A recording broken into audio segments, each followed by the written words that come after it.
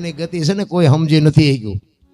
બાકી જે જગ્યાએ તમારું મારું મનાણ છે ને અહીંયા તો મારો નાથ પોગાડવાનો પોગાડવાનો ને પોગાડવાનો, કોઈને છૂટકો નથી. એક ઘેઘોર વડલો હતો ને, એ વડલાની ઉપર એક પોપટનું નાનું બચ્ચું રહેતું હતું અને બીમાર હતું, માય કાંગલું હતું ને એ વડની આજુબાજુ ફર્યા કરે, અહીંયા પાણી પીવે અને એ વડના પેપા ખાય ને આઘું ક્યાંય ઉડીને જઈ ન શકે. અને યમના દૂત ત્યાંથી નીકળે ને એટલે એના સામે આમ નજર કરે ને, નજર કરીને યમના દૂત દાંત કાઢે. એ દાંત કાઢે ને તો ઓલા પોપટના બચ્ચાને બજારાને પીડા થાય કે આ ઓલે યમના દૂત મારા દીકરા મારા આમું દાંત કાઢે, મને લઈ જાય છે, મને મારી નાખશે. એ 2 દી 5 દી 8 દી થયા, રોજે રોજ નીકળે અને પોપટનું બચ્ચું બચારું ફૂંકાતું જાય. એક તો બીમાર ને એક વાર પાછું આ જમના દૂતની પીડા. એમાં એકવાર ત્યાંથી ગરુડ રાજા નીકળ્યા, પક્ષીનો રાજા. એટલે પોપટે ફરિયાદ કરી કે મહારાજ ઉભા રહો ઉભા રહો. કે શું? એ કે ઓલે યમના દૂત અહીંથી નીકળે છે ને, મારા હમો રોજ દાંત કાઢે છે, એમને કંઈક સમજાવો ને, મને એમ થાય છે કે આ મને મારી નાખશે. એ કે એને સમજાવાય નહીં, આ તો રસ્તો છે, બધાય નીકળે, પણ એક કામ કર, મારી પીઠ ઉપર બેસી જા, હું તને હિમાલયના ખોપરા ઉપર જઈને મૂકી આવું, અહીંયા કાંઈ નહીં, કોઈ નહીં આવે. એ ગરુડ માથે બેહી અને હિમાલયના ખોપરા માથે મૂકીને આવ્યો. એ ગરુડ આવ્યો ને અને એ વડલે આવ્યો ને ત્યાં અહીંયા યમના દૂત નીકળ્યા. એટલે યમના દૂતને ગરુડ પૂછે છે કે તમે ઓલું પોપટનું બચ્ચું એ કાંઈ રહેશે ને બિચારાને હું કામ તમે બિચારાને દાંત કાઢીને બીવરાવો છો? એટલે યમના દૂત કે અમારો બીજો ઈરાદો નહોતો, પણ અમે દાંત એના સીના કાઢતા હતા, તમને ખબર છે? તો કે ના, એ કે અમે એની દશા જોઈને અમને એમ થયું કે આનું મોત કેવી રીતનું છે અમારે જોવું છે. ને બીજે દી અમે જોયું ને ચોપડામાં, તો ચોપડામાં એવું લખેલું હતું કે આનું મૃત્યુ હિમાલયના ખોપરા માથે છે. હવે અમને એમ થતું હતું કે આ 15 દી ઉડે તો હિમાલયના ખોપરા ઉપર પોગે એવું નથી, આને કાલને પમદે તમારે લેવા જવાનો છે. તો કે હિમાલયના ખોપરા ઉપર તો હું મૂકીને અત્યારે આવ્યો કે તો ગયો. એટલે મારો નાશ બાપુ કોક ને કોક પોગાડી દેવાનો, પણ તમારી જ્યાં સરહદ હશે ને અહીંયા પહોંચે પાર છે, તમારું મારું એમાં હાલવાનું નથી. એમ તમને ને મને એક સદગુરુ મળે, અને સદગુરુની જો બાપુ શાન મળી જાય ને તો જિંદગીમાં આપણો માર્ગ થઈ જાય. બાકી વાતમાં કાંઈ છે નહીં. હારાય જીવે છે અને ખરાબે જીવે છે. સંતોને આ દુનિયા છોડવી પડી છે અને કપાતરને છોડવી પડી છે, પણ એવા માણસોને જગત ગયા પછી યાદ કરે. કાગ બાપુ લખે ને કે મીઠપ ભરેલા માનવી જેથી જગ છોડીને જાય, કાગા એની કાણ્યું ઘરે ઘરે મંડાય. હારો માણા વિયો જાય ને હબાકા આવે ઘરે, ભલા માણા જેવો માણા વિયો ગયો. એમ જીવન એવું જીવવાની વાત છે. અગરબત્તી જેવું જીવન જીવાય કે પોતાના દેહ બાળીને જગતને સુગંધ આપીને જાય ને, એને જીવા કહેવાય. બાકી તો આપણે મર્યા પછી આખું ગામ લાપસી રાંધે એને જીવા કહેવાય. અરે બલ્લા જઈ એને જીવા ન કહેવાય.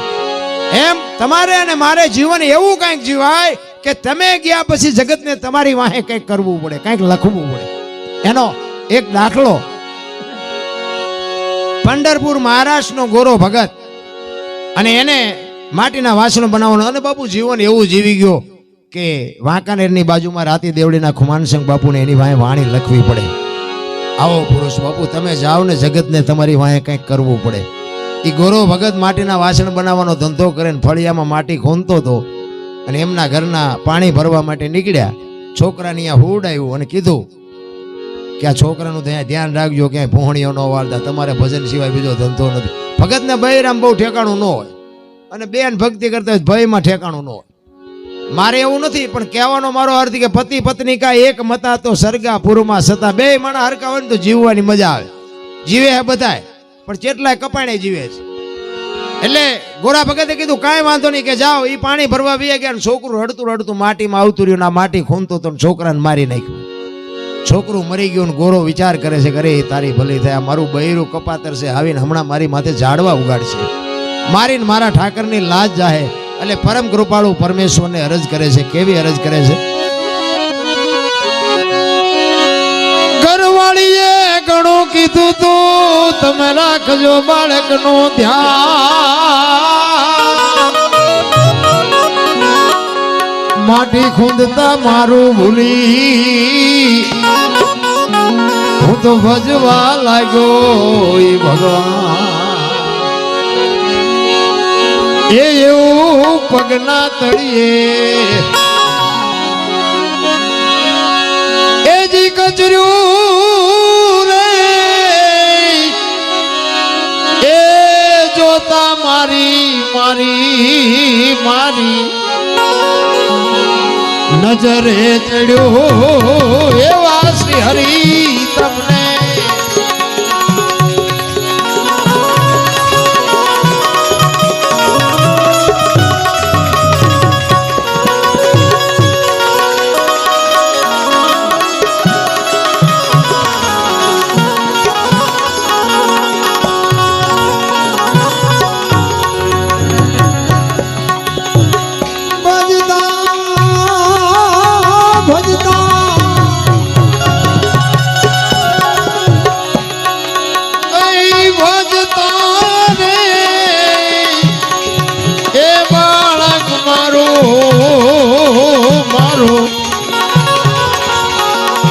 ગયું છે મરી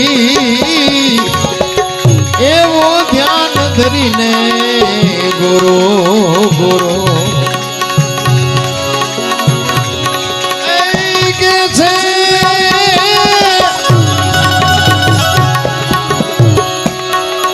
એ ગોવિંદા મારી મારી મારી કોણ છે ગતિ એવો ધ્યાન ધરીને એવો ધ્યાન ધરીને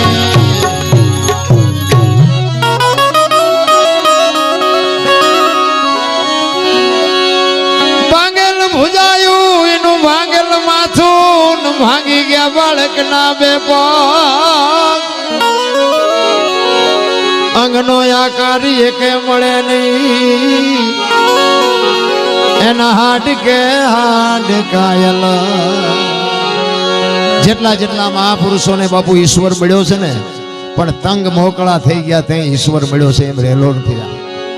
એટલે મહાપુરુષોએ જેટલા ઈશ્વર મેળવ્યો અને માગવાનું કીધું ને ત્યારે બાપુ આપણા હાટું જ માગ્યું છે કે કળિયુગમાં આવી જો કસોટી કરશો તો બાપુ દુનિયા સત હારી જાય. તેથી અખિલ બ્રહ્માંડનો માલિક બંધાઈ ગયો કે કળિયુગમાં ગાના શિંગડાની અણી ઉપર રાયનો દાણો ઠેરાય એટલી વાર જો મારી અરે સુરતા લગાડશે તો હું આવીશ. પણ આપણે ટાઈમ જ નથી. નકર દીકરાય નથી કાપવાના ને બૈરાય નથી આપવાના ને કરવતે નથી મુકાવાના ને કાંઈ છે નહીં. ખાલી કેવલ નામ આદર નામ સમૂહ વડે કોઈ નહીં. જપ તપ તીર્થની યોગ નામે પાતક છૂટીએ નામે નાશે રોગ. સવારામ બાપા તો એમ કે છે તમારું નામ તમારા ઠામમાં તમારા ઠામમાં તમારું નામ તમે તમારું નામ ગોતી લ્યો ભલામાં. આ દાસી જીવનને છે ને 18માં ગુરુ ભીમ મળ્યા હતા. 17 ગુરુ કર્યા તોય નક્કી ન થયું. આપણે એકમાં ચાથી મેળ પડે. 18માં ગુરુ ભીમ દાસી જીવન વાણી કરે ને પછી એમ ભજન કરતા કરતા એમ કે કોઈને કાંઈ પ્રશ્ન મૂંઝવતો હોય તો કહેજો મને. રામાયણ ગીતા ભાગવત કોઈ પણ માણસના જીવનનો કોઈ પણ પ્રસંગ હોય તો મને કહેજો, હું તમારા પ્રશ્નનો ઉકેલ કરી આપીશ. આ વાત ઉડતી ઉડતી ઉડતી ભીમ સાહેબના કાને પડી. કોકે કીધું કરે બાપુ દાસી જીવન એક એવો ભગત ગમે એવા પ્રશ્ન હોય ને માણસને જવાબ આપે છે. ભીમ સાહેબ કે એમ? તો કે હા. એ કે આટલામાં ક્યાંક ભજનનો પ્રોગ્રામ હોય તો કહેજો, મારે એને સાંભળવા આવવું છે. અને એ જ ગામમાં કોક વાર સંતવાણી છે અને કોકે કીધું બાપુ ઓલા દાસી જીવનને સાંભળવા આવું તમારે આજે એનો પ્રોગ્રામ છે. અરે કે હા હા એને તો હું કીધું નો રાહ જોઉં. એ આવ્યા, આવીને આમ જોડામાં બેઠા. જોડામાં જ બે આયા ને 5 જણા ભેગા થાય ને ત્યાં બહુ ગાટલા ગોદડા નો ગોતવા. જોડામાં બેવો ને એટલે તમારે કાંઈ લપ જ નહીં. અમે ક્યાંક ક્યાંક પ્રોગ્રામમાં જાય ને અમારો વારો નથી આવતો એટલી ગીરદી કરી નાખ્યું. પછી ઘરના હોય ને પછી એમ કે અમારા ગામના સરપંચ આવ્યા થોડાક આમ આખા બેહો. પછી સરપંચ આટલું થોડીક જગ્યા કરે વળી પાસે કે અમારા તલાટી સાહેબ આવ્યા થોડાક આગા કહો. પછી કે અમારા ધારાસભ્ય છે જરાક આગા કહો. એમ કરતા કરતા જોડામાં કાઢે તો પેલા જોડામાં બેઠા હોય કોઈ કે આખો બે પણ બધાને ગાડલા જ જોતા જ બોલ. નાના થઈ જવાની મજા છે. ચોથા માળ ઉપર હાથી જેવું જનાવર ચડાવીને ઘા કરો ને મરી જાય. શું કામ? ભારે છે. કીડી મકોડો મચ્છર ને 10મા માળેથી ઘા કરો ને તોય ન મરે. શું કામ? નાના છે. નાના થઈ જાવ જીવવાની મજા આવે. પણ નાનું થાવું ને આખી દુનિયા બાયું જ ચડાવે છે. અમને જેટલા કે દરબાર હોય તારા ઘરનો લો શું બાજમાં બેહું. સમય સમય બડા બલવાન નહીં પુરુષ બળવાન કાબે અર્જુન ને લૂંટ્યો ઓહી ધનુષ ને ઓહી બાણ. બાકી તો જે સહી સહી એમાં કઈ ફેર પડવાનો નથી. પણ એટલા માટે મહાપુરુષો તમને ને મને કહે છે કે દુનિયામાં તમને ને મને આ મોકો મળ્યો છે કાંઈક કરી લેવાની વાત છે. એ ભીમ સાહેબ બાપુ જોડામાં આવીને બેઠા અને સંતવાણી ચાલુ કરી. દાસી જીવણ કહે છે કોઈને કાંઈ પ્રશ્ન મૂંઝવતો હોય તો કહેજો. અને ભીમ સાહેબ ઊભા થયા. એ કે બાપુ મારો એક પ્રશ્ન છે. તો કે આવો આવો, આ બાજુ આવો, આ બાજુ આવો. બોલાવ્યા. બોલો શું પ્રશ્ન છે? એ કે આપનું નામ, આપની ઓળખાણ મારે જોઈએ છે. એ કે તમે મને નથી ઓળખતા, મને નાનું છોકરું ન ઓળખે એવું ન બને. તમે નથી ઓળખતા? એ કે છોકરું ઓળખતું હોય છે પણ હું તમને નથી ઓળખતો. એ કે દાસી જીવણ કે ઈ મારું નામ. એ તો કે આ પૂતળાનું હું તમારું નામ પૂછું છું. આ તમારો દેહ છે એને દાસી જીવણ કહે છે, હું તો તમારું નામ પૂછું છું. અને દાસી જીવણ હલવાના. ક્યારું આ છાતીના, ગાલના, કપાળના, માથું તો દાસી જીવણ ક્યાં? બાપુ સ્ટેજ ઉપરથી ઉતરીને લાકડી પડી પડ્યો. એ કે બાપુ આ તો મને ખબર નથી. કે તો એનો ઠેકડા ભરસ એટલો બધો. એ 18મા ગુરુ બાપુ ભીમ મળ્યા ને પછી બ્રહ્મણા ભાંગી. તમને મને હું ભાંગવાની હતી ભલા મને? એટલે જ મહાપુરુષો કે છે કે બહાર આંટા મારવાની જરૂર જ નથી, અંદર જ બેઠો છે. બહાર તો બધા હિલોળા છે, જ્યાં જાઉં અહીંયા બધા દુકાનો ખોલીને બેઠા છે. અમે એક મંદિરમાં ગયા હતા, એમાં બારણામ કર્યા હતા કે 10 રૂપિયા લાવો. મેં શાના? એ કે ટોકરો વગાડવાના. મેં અમારે રામજી મંદિરમાં 4 ટીંગાય ધરાઈશું ત્યાં નહીં વાગડે. આવીને આવી દુકાનો ખોલીને બેઠા છે બધા. ઘરે આપણી માં એમ કે બધા ગામમાં જતો એક મારા આટલું શીકણી લેતો આવજે, એમાં આપણને હબાકો આવે.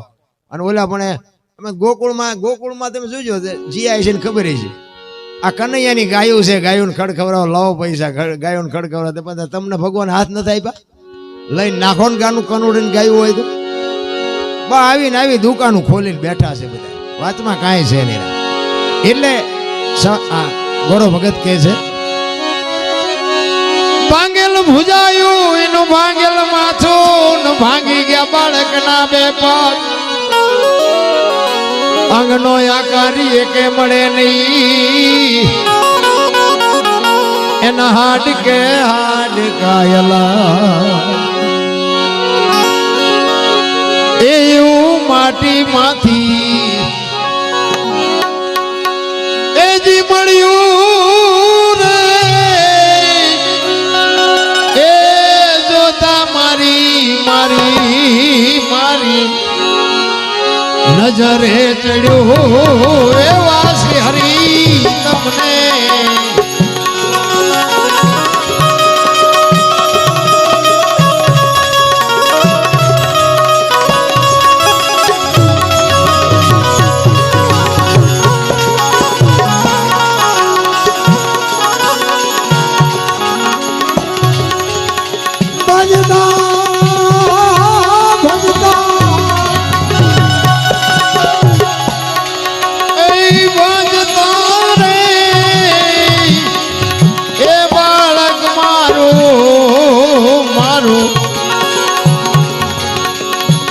ગયું છે મરી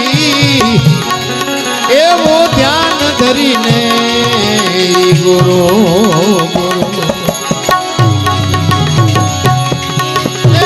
કે છે રે એ ગોવિંદા મારી કોણ છે ગતિ એવો ધ્યાન ધરીને સિકંદર બાપુ બજારમાં નીકળ્યો ને 500 ઘોડાનો રસાલો લઈને સિકંદર નીકળ્યો. પોણા ભાગનું હિન્દુસ્તાન જેને ઘરે કર્યું હોય અને રૂપિયા કોઈની પાસે રહેવા ન દો, સંપત્તિ કોઈની પાસે રહેવા ન દો, એમ બજારની માલિકોર 500 ઘોડાનો રસાલો લઈ અને 4 ઘોડાની બગી ઉપર બેઠેલો અને આમ રસાલો હાલો જતો હતો ને એક ફૂટપાથ ઉપર બાપુ એક ફકીર હૂતો છે. ફકીર આમ ફકીર ઉપર નજર ગઈ ને એટલે એને આમ જોઈને આમ ચક્કર આવી ગયા હોય કે મારો કેવો મસ્તીમાં હૂતો છે. એક કોથળો પાથરેલો, પાણાનું ઓશીકું, એક ધોતડી પહેરી છે, કોઈ સંપત્તિ નથી. રથ લાવતો તેને કીધું ઉભો રાખ કે મારે ઓલા ફકીર પાસે જવું છે. સિકંદર ફકીર પાસે જઈ અને ફકીરને કહે છે એ ફકીર માગ હું સિકંદર તારી સામે ફિદા થઈ ગયો છું. ફકીરે આમ અત્યારે આંખ કરીને કે મારે કાંઈ જોતું નથી. ઈ કે પણ હું સિકંદર છું. ઈ કે તું સિકંદર હોય કે જે હોય મારે કાંઈ જોતું નથી. પછી વાત જ ક્યાં રહી? અને ભાઈ સિકંદર ને પરસેવો વળી ગયો કે આની મોજ તો જો, આની મસ્તી તો જો. કાંઈ છે નહીં તો એમ કે છે કાંઈ જોતું નથી. એ કે પણ કાંઈક તો માઈક ભલા મને કે શું માગું સામેની ડેલીમાંથી હમણાં બેન કે આવીને મને ખાવા દઈ ગઈ. એક ભાઈ અહીંથી નીકળ્યો એને મને બીડી આપી કે બીડી ટેકાવીને હું તો છું હવે હાંજની વાત હાંજે હાંજે કોઈ બીજી બેન નહીં આપે. શું ભેગું કરીને કામ છે? ઓલો સિકંદર ને બાબુ પરસો વળી ગયો. ખારું હું તો રૂપિયા હાટું નકરા બસોડા ભરો છું આને કાંઈ નથી રોટલા એને કોક દેવાનું છે તોય આને આટલો ભરોસો. પણ કે કાંઈક તો માગ. ઈ કે તો થોડાક આમ આગા ઉભા તડકો મારી માથે આવે ને તો મને થોડીક ટાઈટ વાય છે બીજું કાંઈ જોતું નથી. અને ભાઈ સિકંદર ને એમ થયું વાહ તારી મોજ વાહ. પણ ઈ સિકંદર એમ કે છે કે મારા મર્યા પછી ખુદાને દરબારમાં જઈ અને ખુદાને એમ કહીશ કે આવતા જન્મમાં મને આવી મોજ દે ને આવી ફકીરી દેજે આવી મને શાંતિ જોવે છે. અને પછી ફકીરે જે બાબુ કીધું છે ને ફકીર શું કે ખબર? એ કે હું તમે કયો છો?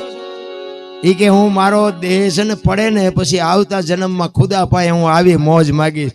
એ કે તું કેટલા વર્ષ જીવ ને કેદી મર ને અહીંયા જા ને પાછો અહીંયા ખુદાને શું હેરાન કરવો તો આઈન પા કૂતરો બેઠો જાય આઈન પા તું જમાઈને રસાલાને જવા દે ને અત્યારે મોજ ચાલુ થઈ જાય. આ પતે આપણેથી વાતું થાય. સીબી રાજાને ઓલાને શું હગવું હતું એટલા બધા બેઠા છો મને કોક તો કયો શું હગવું હતું? સીબી રાજાને અયોધ્યાનો મહારાજા હતો. એને કદાચ અયોધ્યામાંથી એને ઓલાની બરોબર હોના મોર કીધું હોત તો ઢગલો કરી દે. બીજી એને ભલે માટીનો ખોરાક હોય તો માટી કીધી હોત તો માટી લાવી દે માણસથી. એની માટી માગે અને બાપુ પોતાનો દેહ ચીફડા ચીરે એમ ચીરીને આપવો એટલે બાપુ આને શું નાતો હોય છે? આ આપણને સમજાય એવું નથી.